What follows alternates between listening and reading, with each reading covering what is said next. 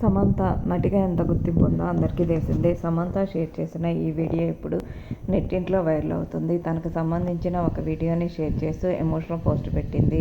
2016లో నాకు చాలా అమూల్యమైన డ్రెస్సు ఇప్పుడు 2024లో ఈ విధంగా ఉంది అంటూ ఆ లుక్కు సంబంధించిన వీడియోని షేర్ చేసింది.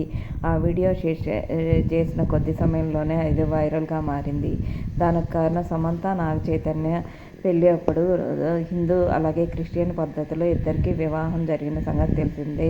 వీళ్ళిద్దరూ డైవర్స్ తీసుకున్న సంగతి కూడా తెలిసిందే. పెళ్లి సమయంలో ట్రెడిషనల్ వేర్లో సమంత కనిపించి ప్రస్తుతం క్రిస్టియన్ వెడ్డింగ్లో సమంత వేసుకున్న డ్రెస్ అవుట్ఫిట్ ఇది.